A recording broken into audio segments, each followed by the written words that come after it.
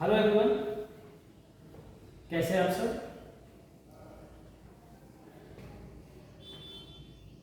आज का टॉपिक जो हम कवर करेंगे वो है आपका अपवर्तनांक और दूसरा टॉपिक क्या है, रिवर्सिबिलिटी का सिद्धांत, प्रिंसिपल ऑफ रिवर्सिबिलिटी कहते हैं। हिंदी में इसको उल्टनीयता कहते हैं, रिवर्स होना, उल्टा होना। दो चीजें कवर करेंगे।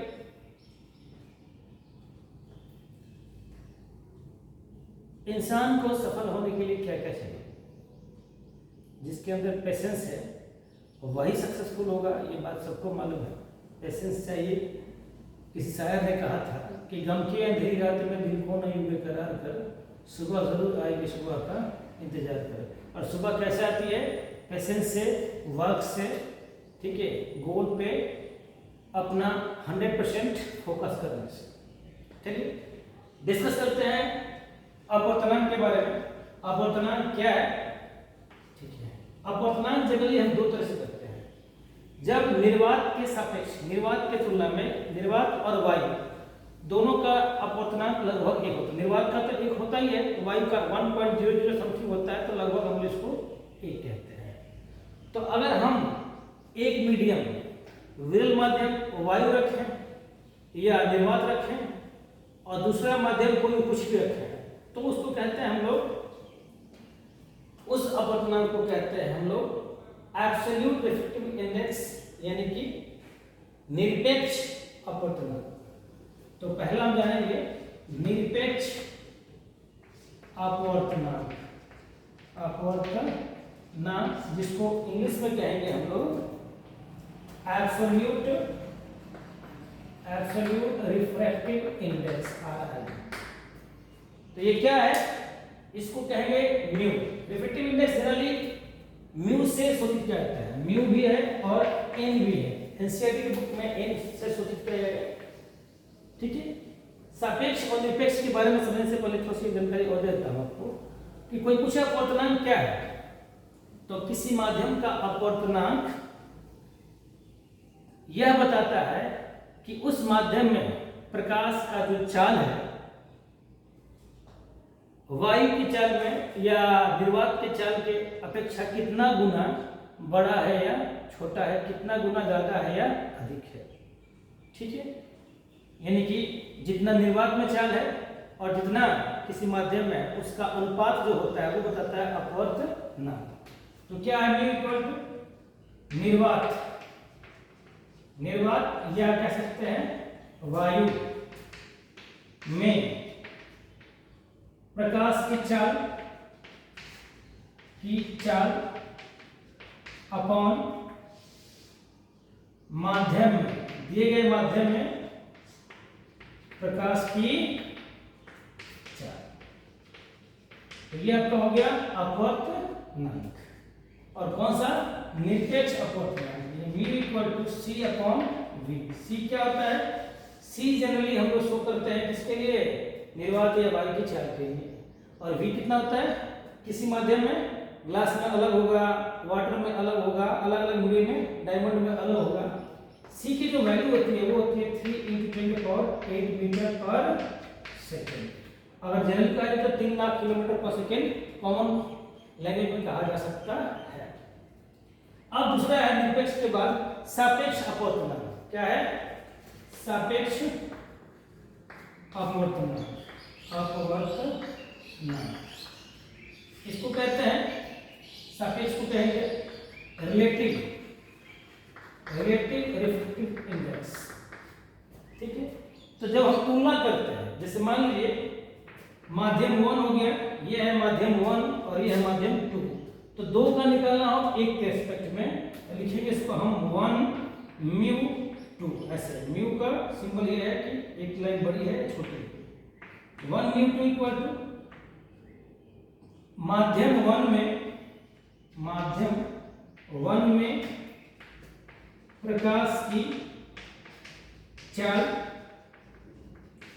बटा माध्यम 2 में प्रकाश की चाल, या कह सकते हैं 1 mu 2 equal to sine, sorry V1 upon V2, 1 में 2, तो 2 हो गए डेफिनेशन। अब इसके अलावा एक और भी बात बताता हूं कि मान लीजिए दिया गया कि नहीं, हमें क्या नहीं पता है, हमें स्पीड नहीं पता, एंगल पता है, ये पता है, आई पता है, आर है, तो स्नेल के लॉ से क्या होता है 1 mu equal to sine I बटा साइन आर, क्या होता है साइन आई बटा साइन आर। एक और हो गया, क्वेश्चन नंबर 2 हो गया, ये 3 हो गया तीसरा फॉर्मूला। अगर दो माध्यमों का अपवर्तनांक मालूम हो, मान लीजिए इसका अपवर्तनांक आपका μ1 है और इसका आपका μ2 दिया गया है, और तब तो पूछे कि 1 μ2 कितना होगा, तब आप लिखेंगे μ2 बाई μ1, क्या कहेंगे μ2 बाई μ1, यानी कि माध्यम 2 का एक के सापेक्ष अपवर्तनांक इक्वल टू किसका, माध्यम 2 का कौन सा अपवर्तनांक, निरपेक्ष अपवर्तनांक, निरपेक्ष अपवर्तनांक बटा माध्यम 1 का निरपेक्ष अपवर्तनांक। ठीक है, ये हो गए आपके अपवर्तनांक के फॉर्मूले, जिस पर बेस्ड आप निवेदन करेंगे। ठीक है, 1 2 3 और ये क्या हो गया आपका 4। एक और बताता हूं आपको, सपोज करिए आप जानते हैं कि v इक्वल टू क्या होता है फ्रीक्वेंसी इनटू लैम्डा, तो अगर मैं कहूं 1 μ2 तो क्या हो गया कि v1 बाई v2, किसी ने कहा नहीं सर मैं लिखूंगा f lambda 1 by f lambda 2। हम दोनों में फ्रीक्वेंसी को f क्यों शो करें, म्यू भी कहता है, फ्रीक्वेंसी का 2 सिंबल होता है, f भी होता है और म्यू भी होता है, तो हमने f रिप्रेजेंट किया है, नो प्रॉब्लम। क्योंकि फ्रीक्वेंसी जब कोई प्रकाश की किरण एक माध्यम से दूसरे माध्यम में जाती है तो फ्रीक्वेंसी यानी आवृत्ति चेंज नहीं होता है, वेवलेंथ चेंज होता है, तरंग दैर्ध्य चेंज होता है, तो एक फ्रीक्वेंसी। तो 1 μ2 इक्वल टू क्या होगा लैम्डा 1 बाई लैम्डा 2। एक और फार्मूला हमारे पास हो गया 5वां। ठीक है, इन 5 फार्मूला का यूज करके रिफ्रैक्टिव इंडेक्स को बेस्ड अपवर्तनांक को बेस्ड न्यूमेरिकल प्रॉब्लम को सॉल्व कर सकते हैं। और कोई पूछे कि सर इसका मात्रक क्या होगा, देखिए यहाँ भी स्पीड, यहाँ भी स्पीड, यहाँ भी स्पीड, यहाँ भी, यहाँ एंगल, यहाँ एंगल, यहाँ तरंग, यहाँ तरंग, ये एक समान भौतिक राशि का फिजिकल क्वांटिटी का क्या है रेशियो है, अनुपात है, तो म्यू यानी रिफ्रैक्टिव इंडेक्स यानी अपवर्तनांक का कोई मात्रक नहीं होता है, केवल यह एक संख्या है। ठीक है, ये हो गया अपवर्तनांक। अब हम कवर करेंगे कि रिवर्सिविटी का सिद्धांत, प्रिंसिपल ऑफ रिवर्सिविटी क्या है। तो प्रिंसिपल ऑफ रिवर्सिविटी क्या है, जाने से पहले एक डायग्राम लिखिए। डायग्राम हमने नहीं बताया, इसलिए नहीं बताया कि फर्स्ट का यूज करवा मुझे डायग्राम, इसलिए नहीं बताया कि पहला है रिवर्सिविटी, प्रिंसिपल ऑफ रिवर्सिबिलिटी यानी कि उल्टनीयता या रिवर्सिविटी का सिद्धांत। देखिए अगर कोई प्रकाश की किरण, देखिए प्रकाश की किरण एक माध्यम से दूसरे में जा रही है, एक से किसमें जा रही है जी 2 में जा रही है, तो ये I है ये R है। अगर हम इस पॉइंट पे एक मिरर लगा के, कौन सा दर्पण, समतल दर्पण, देखिए यहाँ पे क्या लगा दिया समतल दर्पण, तो इस केस में अब इस पर आपतन कोण कितना होगा जी 0, परावर्तन कोण क्या होगा 0, तो जिस पाथ से आई उसी पाथ से क्या देगी, फिर देखिए लौट जाएगी, इधर से आई और फिर इधर से चली जाएगी। बी पॉइंट है, नो प्रॉब्लम, ये ए पॉइंट है। तो क्या देखा, ये क्या है प्रिंसिपल ऑफ रिवर्सिबिलिटी, ध्यान से सुन लीजिए कि जब कोई प्रकाश की किरण एक माध्यम से दूसरे माध्यम में जाती है और वह वापस लौटती है, पुनः लौटती है उस माध्यम में, तो एग्जैक्टली उसी रास्ते को, उसी पाथ को फॉलो करती है जिस रास्ते से गई थी। जब कोई प्रकाश की किरण एक माध्यम से दूसरे माध्यम में जाती है और वापस लौटती है, तो वापस लौटते वक्त उसी रास्ते को फॉलो करती है एग्जैक्टली जिस पाथ से गई थी। ठीक है, तो इसके लिए एक हम फॉर्मूला फाइंड करेंगे कि 1 म्यू 2 और 2 म्यू 1 का क्या डिफरेंस होगा। देखते हैं अंतर क्या है, रिलेशन क्या है इनके बीच में। तो देखिए माध्यम 1 से 2 के लिए ये 1 से 2 में गई है, तो 1 म्यू 2 इक्वल टू क्या होगा जी, साइन आई बटा साइन आर होगा। अब जब 2 से 1 में गई, माध्यम 2 से 1 के लिए क्या पर्याप्त गई है, नहीं। क्या लगा दिया यहाँ पे, समतल दर्पण लगाया है, अभी परपेंडिकुलर रेखा है, यानी कि आई 0 है तो आर भी 0 है। आपतन कोण और अपवर्तन कोण दोनों यहाँ पे 0 है, ठीक है।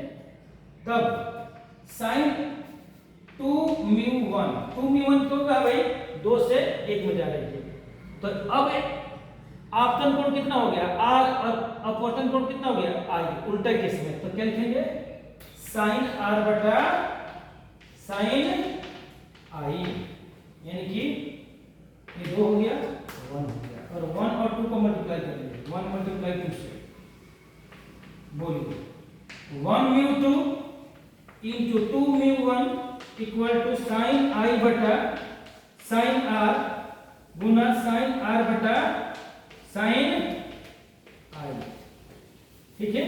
आई से कैंसिल, ये कैंसिल, यानी कि 1 mu 2 equal into 2 mu 1 equal to क्या मिला आपको 1।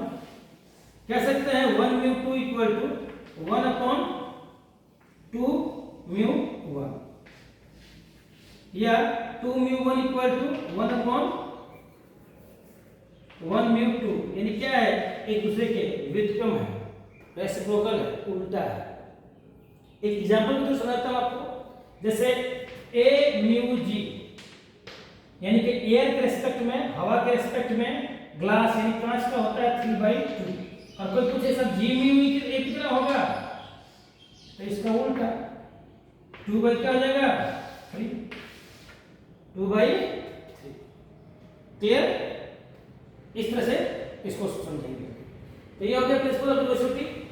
अब इसमें कुछ बातें समझाता हूं, देखिए यहाँ पे आई और आर में क्या है रिलेशन, कब बड़ा होगा कब छोटा है, इसको भी मैं डिस्कस करता हूं, इस ट्यूब डायग्राम में एक बार फिर से डिस्कस करता हूं कैसे करना है। आप जानते हैं कि 1 म्यू 2 इक्वल टू क्या होगा, sine i by sine r, यानी कि mu 2 by mu 1 equal to क्या है, sine i by sine r. आप इधर लिखिए चाहे इधर लिखिए, नोट कर लो। तो मुझे बताइए कि अगर ये विरल है और ये सघन है, ये रेयर है ये डेंसर है, तो 2 का रिफ्रैक्टिव इंडेक्स ज्यादा होगा, 1 का क्या होगा कम होगा, ऊपर वाला ज्यादा होगा नीचे वाला कम होगा। तो साइन आई बटा साइन आर जो होगा, ये ऊपर की वैल्यू ज्यादा और नीचे की वैल्यू कम हो, तो इसकी वैल्यू क्या होगी 1 से ज्यादा होगी, या कह सकता हूं साइन आई बटा साइन आर इक्वल टू कितना हो जाएगा, ग्रेटर देन 1 है, तो साइन आई ग्रेटर देन क्या होगा साइन आर, क्या होगा साइन आर। तो आई इक्वल टू क्या मिल गया, I equal to I equal to नहीं, आई ग्रेटर देन क्या हो जाएगा आर। अब जब क्या हो जाएगा, आई बड़ा हो जाएगा किससे, आर से। पहले किसमें क्या, आई बड़ा है आर से, जस्ट उल्टा देखिए उधर की तरफ। अगर हम बात करते हैं sine i by sine r की नंबर 2 में, यहां से देखिए तो 2 म्यू 1, ये 2 है ना, और ये क्या है 1 है, तो 2 म्यू 1 क्या हो जाएगा, इक्वल हो जाएगा 2 म्यू 1, या कह सकते हो म्यू 1 बाई म्यू 2। ये कम है और ये क्या है ज्यादा है, इसकी वैल्यू होगी sine i by sine r less than 1, ये कम है और ये क्या है ज्यादा है। तो sine i less than sine r, यानी आई लेस देन क्या हो जाएगा आर, आर बड़ा हो जाएगा यहाँ पे और आई क्या होगा छोटा होगा। अब यहां देखिए अगर कोई पूछे आई और आर की वैल्यू कितनी है, आई भी 0 है और आर भी 0 होता, आई 0 है तो क्या होगा 1 म्यू 2, तीसरा किससे sine i by sine r, तो आई 0 है, तो बताइए साइन 0 क्या होता है 0, तो 1 म्यू 2 क्या हो गया 0। अब कोई कंपेरिजन करने लायक है वहां पे नहीं, तो आई जितना है उतना क्या होगा आर होगा। लंबवत के केस में ऐसा नहीं होता, ये नियम तब लागू होता है जब तिरछी हो और ऑब्लिक होगा। ठीक है, thanks for watching. Next video में हम लोग कवर करेंगे reflection through a glass slab. Thank you.